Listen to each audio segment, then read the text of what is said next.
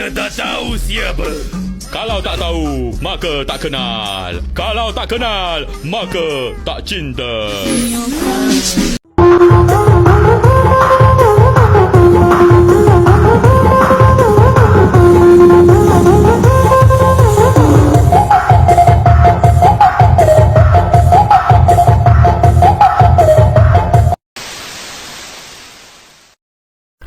Assalamualaikum warahmatullahi wabarakatuh. Halo semua, pada video kali ini kita akan membahas tentang sistem peredaran darah manusia. Fakta menarik sistem peredaran darah. Yang pertama, panjang total pembuluh darah manusia mencapai 100.000 km. Yang kedua, jantung berdetak sekitar 7.575 kali per menit saat istirahat. Yang ketiga, sel darah merah tidak memiliki nukleus. Yang keempat, jantung dapat berdetak meskipun di luar tubuh manusia. Struktur jantung pada manusia yaitu atrium kanan, atrium kiri, ventrikel kanan, dan ventrikel kiri. Struktur organ peredaran darah. Yang pertama ada jantung. Fungsi jantung yaitu untuk memompa darah.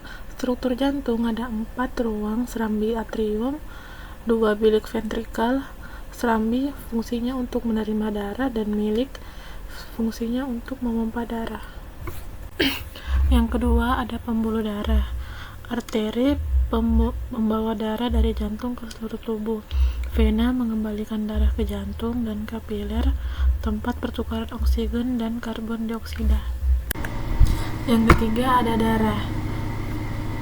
Plasma darah mengangkut nutrisi dan sisa metabolisme. Sel darah membawa oksigen dan mengandung hemoglobin. Sel darah putih berperan dalam sistem kekebalan tubuh, dan trombosit membantu pembekuan darah. Fungsi sistem peredaran darah yaitu yang pertama, mengangkut oksigen ke seluruh tubuh. Yang kedua, mengedarkan nutrisi hasil pencernaan. Yang ketiga, mengangkut sisa metabolisme ke organ ekskresi. Yang keempat, menjaga kestabilan tubuh. Yang kelima, mengatur keseimbangan cairan dan elektrolit. Yang keenam, pertahanan tubuh terhadap penyakit. Selanjutnya, hubungan gaya hidup dan kesehatan sistem peredaran darah. Yang pertama, pola makan seimbang mengurangi risiko penyumbatan pembuluh darah. Yang kedua, olahraga teratur memperkuat jantung dan meningkatkan sirkulasi. Yang ketiga, hindari asap rokok dan alkohol untuk mencegah kerusakan pembuluh darah. Yang keempat, kelola stres untuk mengurangi tekanan pada jantung. Dan yang kelima, cukup istirahat memberi waktu pemulihan bagi sistem peredaran darah. Gangguan sistem peredaran darah manusia. Yang pertama ada anemia. Anemia yaitu kekurangan zat besi, darah sulit mengangkut oksigen. Yang kedua ada hipertensi, yaitu tekanan darah tinggi, sering tidak menunjukkan gejala awal. Yang ketiga arteriosklerosis, yaitu pengerasan pembuluh darah. Yang kelima varises, yaitu pelebaran pembuluh darah vena. Yang terakhir ada stroke, yaitu gangguan aliran darah ke otak. Selanjutnya, bagaimana cara menjaga kesehatan sistem peredaran darah? Yang pertama, konsumsi makanan kaya zat besi mencegah anemia. Yang kedua, kurangi makanan berlemak dan tinggi kolesterol. Yang ketiga, lakukan aktivitas fisik minimal 30 menit sehari. Yang keempat, periksakan kesehatan secara rutin. Dan yang kelima, kelola stres dengan baik. Nah, materi pada video kali ini sudah selesai. Mari kita simak video bagaimana sistem peredaran darah itu bekerja. Di dalamnya, jantung memiliki 4 ruang, yaitu serambi kiri, serambi kanan, bilik kiri, dan bilik kanan. Betul nggak, Ma? Betul, Pipo. Sebagai alat pemompa darah, jantung memiliki otot-otot yang kuat.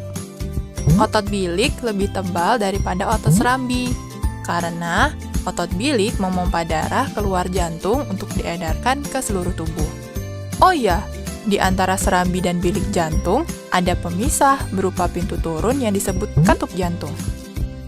Katup jantung yang sehat dapat menutup sangat rapat, sehingga darah dari bilik tidak tercampur dengan darah dari serambi.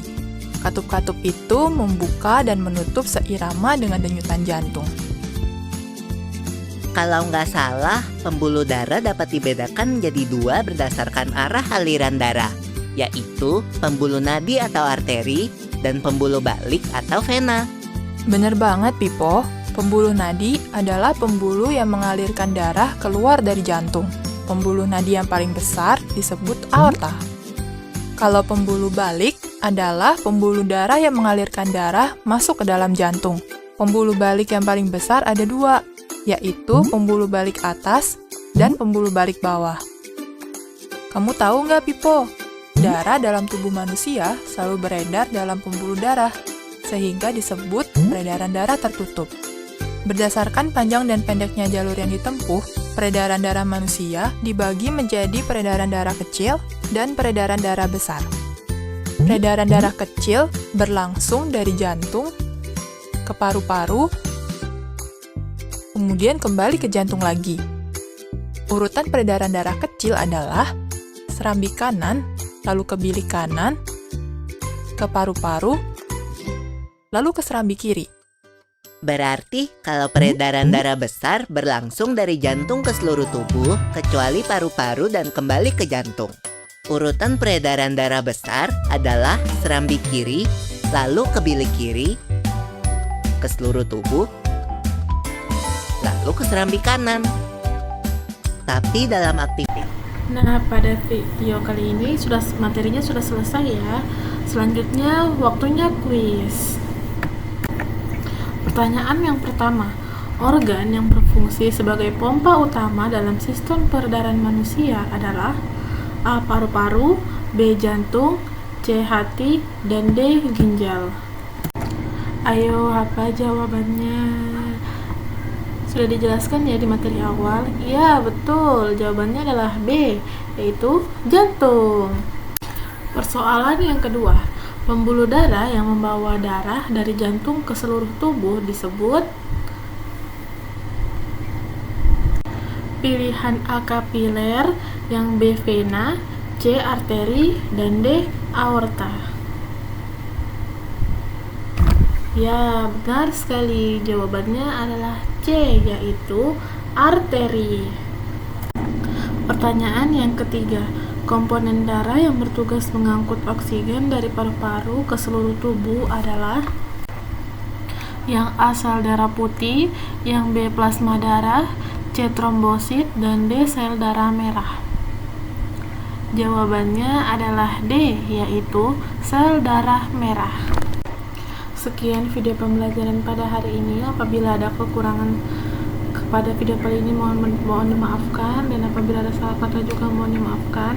Semoga videonya bermanfaat, dan sekian. Wassalamualaikum warahmatullahi wabarakatuh.